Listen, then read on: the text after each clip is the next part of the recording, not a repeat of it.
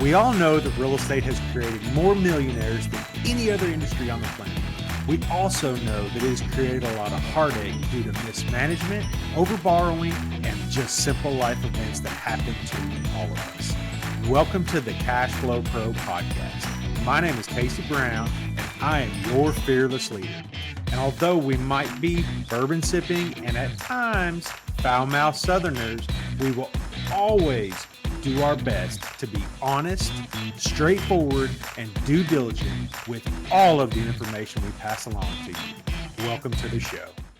Hey there, and welcome to today's episode of Cash Flow Pro, your daily real estate investing podcast and YouTube channel. I'm here today with Josh Gorokhovsky of Telos Properties. I got it. I got the last name right. You got it. You nailed it. I told you. Nailed it. My listeners know that I'm a big proponent of trying to get that on the first. I got it. Booyah. So, all right, man. Listen, listeners, I am so happy to bring you Josh here with Telos Properties. He has quite a bit of experience. And one thing that I like about this guy right off the bat, and if you're listening, you can't see it, but if you're watching on YouTube, you can see the Kobe jersey in the background. Big NBA fan, Lakers fan. I'm not necessarily a full bore Lakers fan, but I'm more of a fan of individual players, I guess, that I follow. But man, I don't know.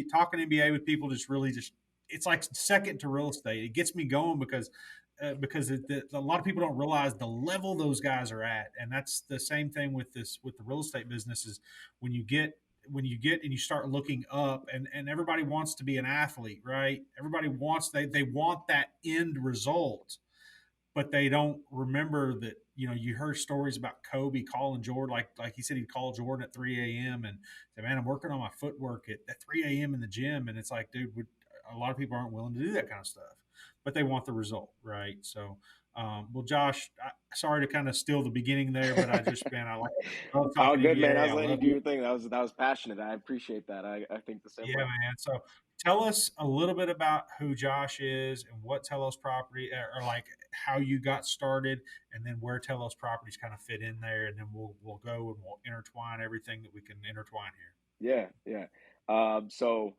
Josh Gorokhovsky, born and raised in Los Angeles, never really left, went to college here. Still obviously here doing real estate here.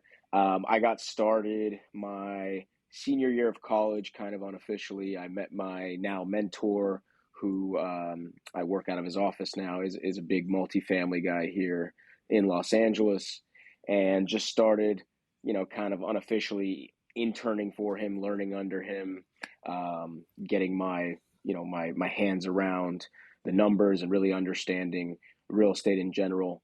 And I started the company about a year and a half, maybe 2 years after that, in 2017, where we focus on single family rehabilitation projects. That was the initial,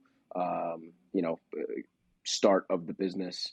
And now we primarily focus, although we do still sometimes do some single family rehab deals, we focus primarily on ground up multifamily projects, usually in the 2 to 4 range, duplexes, double duplexes, and it's all local, all in Los Angeles. Awesome. Los Angeles, oftentimes California gets lumped in all in one deal, one discussion, I guess. So the best that we can, so there's a lot of us. So I'm going to call us outsiders. Okay. We're outsiders to your market. Okay.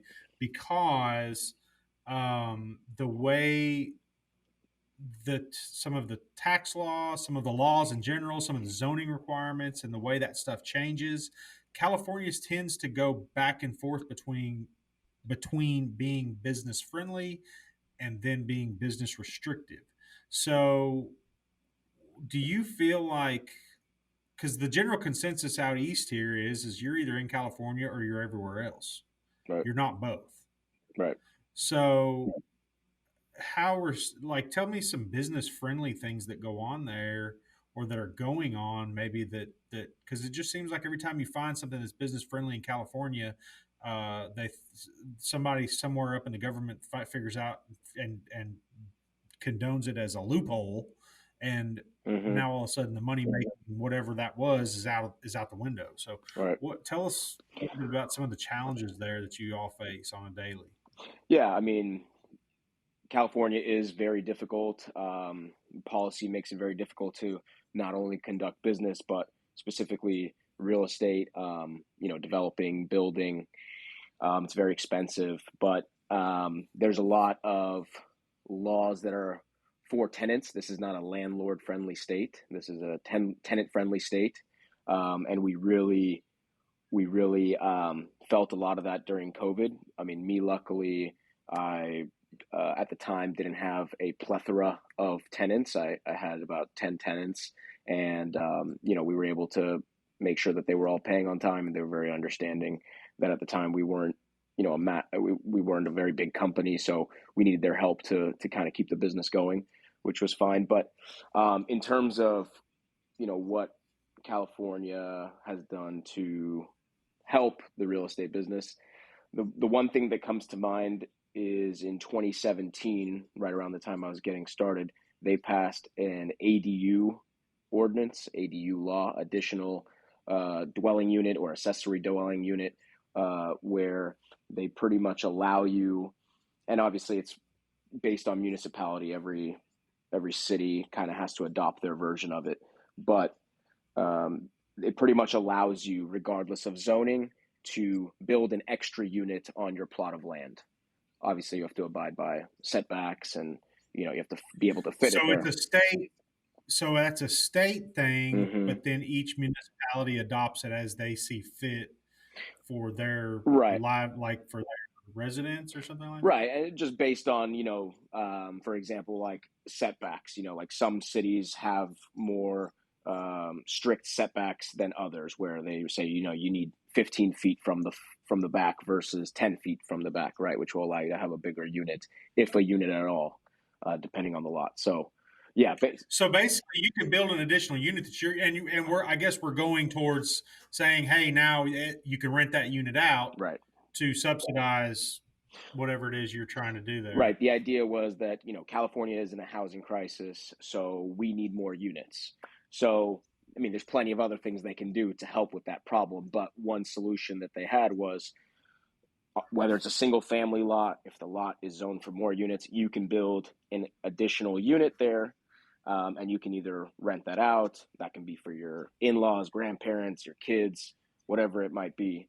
Um, so that is still in effect. And this is an outdated statistic, but this was the last one that I remember. I think it was from last year or the year prior, that it was almost 70% of all permits pulled in Los Angeles were for those ADUs. Yeah. Whoa, man! Wow, isn't that something?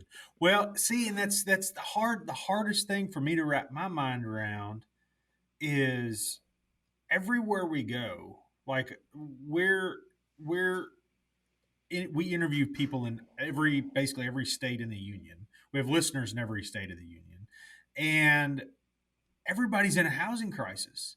And the only thing that I've been able to come up with, where are these people coming from? We get the question multiple times a month, right? Where are all these people coming from? And the only thing that we've ever been able to figure is they're pouring out of California into the Salt Lake, Phoenix, that those areas. Then in exchange, those people are pouring out into the Denver, Kansas City, St. Louis, and then of course those people, and then the people from the South. But dude, you're talking about like y'all are like you're losing, like people are supposedly leaving there, but there's still a housing crisis. Yeah, I mean, it's still California, and specifically with us, it's still Los Angeles, right? So, as many reports come out that say there's an influx of people that are going into other states from Los Angeles, I mean, there's probably just as many people coming in. So, I'm God, yeah. my man, and and until you're up, like I've oftentimes told the story when I was a kid. Well, when I was a kid, I was 18, and my buddy and I were looking at going to UCSB, right? Hmm. So we flew to LAX, and we were in a car. We were going up to check out the college, and we were because there's a Highway 101 right there that runs between the Yep. two. and man, we got up like in the, I think it was like around the Palace, the Malibu area or whatever. You could turn around and you could look back. I'm thinking it was like southwest, uh, the direction you're looking back, and I mean, Los Angeles just kept going Oh yeah, it's and massive. going and going and going and go, like as far as you could see across that whole area. It was like the ocean. It was like an ocean of houses and structures. Yeah, It's unbelievable. Los Angeles is massive. I mean, we say that it's a ton of cities put together because Well, yeah, the public transit is terrible. You're not getting really anywhere around, so you're kind of like within your city or around your city, and every city kind of has its own vibes. culture. Yeah, its own culture, right? Wow. Now, where are you? Where are you specifically? I'm in Culver City, which is just east of Santa Monica, Venice area. Okay. Yeah, so a Uh, lot of tech companies open up over here, a lot of development going on over here because Santa Monica and Venice are getting so expensive. So people are moving east. See, and that's what's so. It, it's almost just unbelievable. It's unbelievable what kind of position this country is in right now, because it's like all of a sudden we went from like having enough places for people to live, and there was a, we had it was expensive, or I'm sorry, it was, there was a lot of foreclosures. It was really expensive to rent versus own, and now it's like all of a sudden it's like, where are all these people coming from? And it's just unreal to me every time I talk about it. But one thing I want to talk about before we get much further, because while we're still kind of hovering over this Los Angeles, California discussion, is the rent controls. And you mentioned in the very beginning, and I think we're all very aware that California is not a very landlord friendly state. But I'd like for you to maybe explain some of that and maybe give us some context to why the rent or not why the rent controls, but what the rent controls are, and then maybe how you all kind of plan around or circumvent some of those things. Yeah, it's the rent control here is like an onion. It's very there's a lot of layers that you got to peel back. So um, I'll give a higher level overview and kind of how it affects what I do. So Sure. the strictest rent control is um, the statewide rent control we have, which is in California. So anything that is 1978 or older falls within that, and that is limited to a 3% rent increase annually. Anything between that and 15 years old, so that's going to keep changing every year, right? Okay. So um, anything between 78 and what is 15 years old, that is limited to a CPI plus 5% increase annually. So Is that just saying you can go up 5% annually? 5% plus the CPI. So, I don't believe that you should have rent control at all, but it's somewhat reasonable. I mean, especially now with inflation numbers. So you're talking about a What's huge. CPI? What, I'm explain sorry. that? Consumer price index. So pretty much Okay. what inflation is, right? Because that's the Yeah. biggest pushback that landlords have is, well, my insurance is going up. Property taxes, depending on the state, may or may not go up. All my expenses are going up. Water bills going up. Yada yada yada. But now I can't really increase my rent. So that rent control is somewhat reasonable. So if Um, you've got inflation like it is right now, 9%, well, I'm sure there's a benchmark way they figure it, and they're like, "Hey guys, you could take your 5% plus this." I mean, is there, or is that just a guesstimated figure? I mean, who sets that? um, Who sets that? Yeah, I believe it's on the national numbers, like on the reported numbers. Um, Gotcha. so I don't own any buildings yet that fall within that category. So that's why I haven't, done it myself, and I'm not maybe the most experienced person for Sure. that rent control, but I do know that that's what it is. Um, and then anything that's 15 years old and newer, there's no rent control. So that's what. So they're basically, saying we we would prefer you build new. I mean, and Well, that would, yes and no, right? Like there's that, but then there's a lot of a lot of red tape when you're talking about development, especially with what I do, which is what I was going to kind of explain, because I do the smaller multifamily developments, right? So typically the way it works is I'm buying a single family house that is older and that is sitting on a lot that, over time has been rezoned and now allows for more units. So I end up scraping that house entirely, and then I build the brand new units. That's what they've been doing in Nashville. It's crazy. Mm-hmm. Like these people are like buying these homes and tearing like they're buying these houses change they're actually getting the zoning changed in their due diligence period, and then they're tearing the house down and building two or four or whatever fits, like those, like the houses that you might see in San Francisco where Right. they're 6 inches apart or whatever. Mm-hmm. So it's unreal, man. It's so crazy that that's a profitable scenario. Now, of course, some of those houses, I'm sure, and so it's really weird in some areas in Nashville right now because you've got like 75 build, 80 build, 82 build, 2022 build, 2022 build, and then back down into Mm-hmm. the single level regular houses. So it's kind of weird, but man, that's crazy, dude. That's all. But so that's what you're doing. So you're buying a house. Are a lot of people kind of following that zoning stuff? I mean, I'm sure that you have to, the competition has to be crazy in something like that. Yeah, I mean, I wouldn't say it's as competitive as the larger developments. You're dealing with Mm-hmm. a less sophisticated developer, right, than somebody who's building a 50 unit, 100 unit building. But yeah, I mean, Sure. there's a somewhat small circle of guys that do what I do, small community.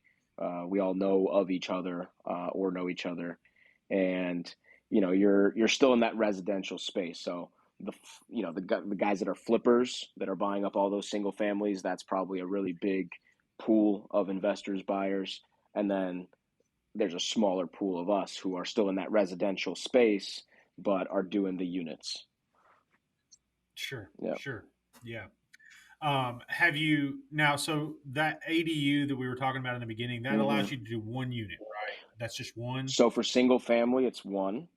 And then Okay. they recently, maybe a year, 2 years ago, they changed it to now they allow you to do a junior ADU for a single family, and that just means the sizing. So a regular ADU can be up to 1,200 square feet. A junior ADU only up to 500 square feet. So now you can have two along with your single family on a lot. And with multifamily, they have also adopted an ADU law where they'll allow you to do two full-sized ADUs attached to a multifamily building, or not attached. I mean, it could be attached, but on that lot. I gotta think though, at some point there's going to have to be. If you're saying 70% of the permits a couple years ago were for those ADUs, and is there not, and obviously LA or and really the surrounding area has a density issue as it is. Um, I guess I just start talking about saying, hey, okay, because I know in Nashville, again, I'm just simply comparing it to what I see on the daily here Mm-hmm. around our area, right? And their infrastructure hasn't, it's still the same as it was. They're like, okay, we're bringing in all these new people, and this population is growing at a staggering rate, but our infrastructure is still the same. And so I got to say, okay, hey, if you've got these streets that were originally built for ma and pa to come home and go get up and go to work and so on and so forth, and now all of a sudden these streets are now handling 4 times the amount of people they were originally intended.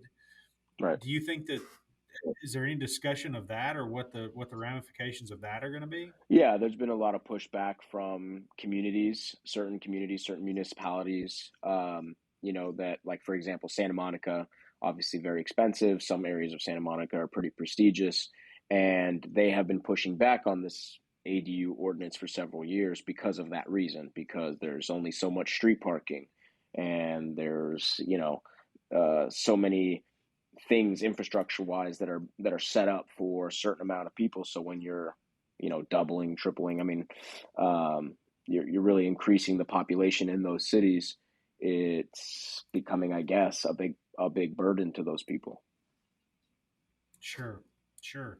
Well, and then of course a big burden to the city in general because now, I guess obviously if they change the tax rates and so on, they're going to end up it's going to end up paying for itself. But I guess I just noticed a lot of that in Nashville. Like the infrastructure is just not holding up. It's Hmm. just there's 4 lanes going into Nashville from the direction we go, and there needs to be like at least at a minimum twice that.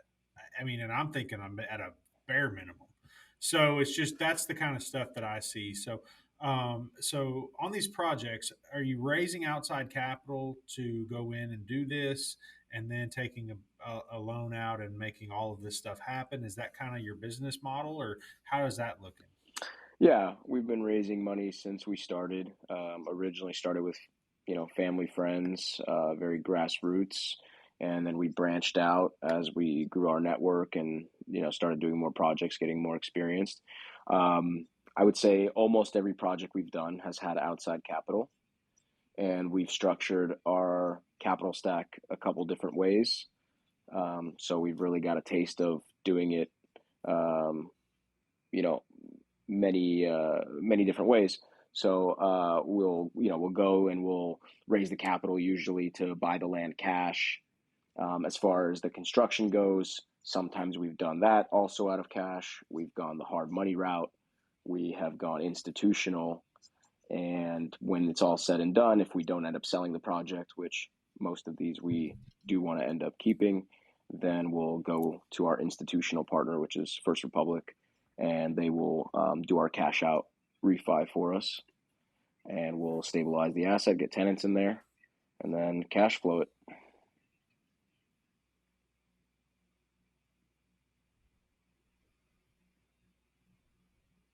Are you there? Sorry, Yeah. the computer was seemed to be kind of glitching. So, Oh yeah. Did you well, did yeah, you catch everything I said? yeah, Okay. I think so. And then all of a sudden it froze, but it's Okay. all good, man. That's part of these virtual interviews and stuff. That's something we've always worked through and tended to work with. So anyhow, but well, awesome, man. Now, where are you kind of headed with this whole thing? I mean, are you going to scale up and and get to be bigger projects? Because obviously, some of these rezoned lots that are kind of pick and choose here and there and things that maybe you may get bought or may not get bought as a long-term business plan. And again, the way it goes, California could change something tomorrow. But what are you looking at for the long term? Like Yeah. what's your 5 and 10 year plans? They've already changed a few things since I've started, which has made it a little bit harder. But yeah, I when I first started doing these, I had the idea that eventually I would scale up and start doing some larger developments. As I've done more of them, I kind of liked the niche that I was in, the amount of competition that we had, the risk diversification spread across several projects. The same 50 units, whether it's in one building versus this. I liked the ability to spread my risk and kind of have different investors, um, different types of tenants, so on and so forth. So the idea was that I was just going to continue on with this, 2 to 4 model and just scale it up, because of those recent regulations that have changed this year. We'll see. I mean, right now where we're at with the economy, um, I don't want to start developing anything larger, taking that risk and learning that business. I'd rather, kind of have a little machine going with what I'm doing and then start Sure, learning about sure. it. But yeah, I mean, the goal is to have as many multifamily units as possible. And You're retaining everything, right? Buying the house, scraping the house, building back, and then keeping. yeah, most of them. And then refinancing or Hmm. whatever refinancing.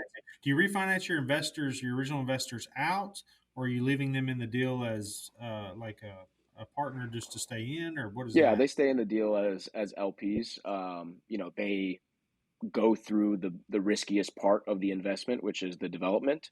Yeah, So yeah. they should stay in and reap the benefits at the end. So they do get cashed out most of their money, not all of it. They end up leaving some equity in the project, and then we move on to the next one if they're happy.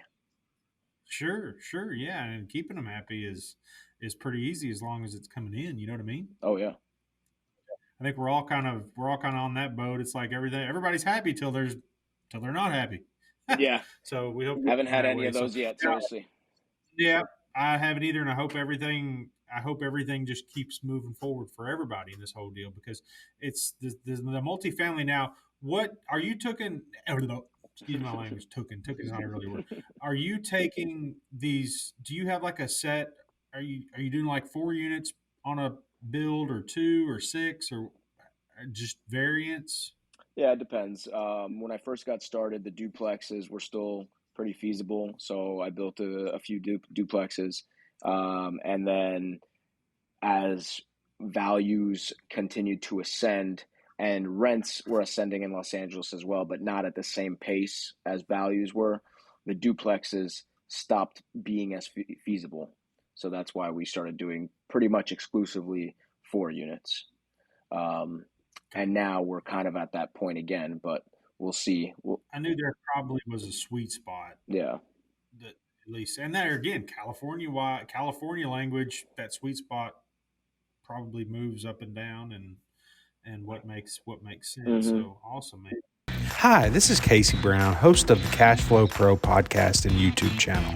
Have you been thinking about investing in real estate but just don't know where to begin? I'd like to help by inviting you to check out our website at www.3000capital.com. There you will find an array of material that will help you learn all about real estate syndication. And while you're there, be sure to check out our free video series download titled 5 Must-Know Keys to Success in Passive Real Estate Investing. I'd also like to personally thank you for making Cash Flow Pro part of your day. Now, back to the show. Well, good deal. What else is happening in LA? I mean, it's just a never-ending story. It seems like. What are there any other opportunities or any other things that you see kind of coming down the pike? I mean, I think LA doesn't really have a direction it can expand, right? Yeah, I mean Or even there are certain cities within Los Angeles that have been experiencing a lot of growth and a lot of gentrification. Um, there's obviously the very expensive parts of Los Angeles, which are very saturated, and whenever the smack hits the fan, which inevitably will, then those cities will probably start getting hit first. But there's a lot of underdeveloped parts of Los Angeles, that's where I primarily focus in. I don't really do anything high end.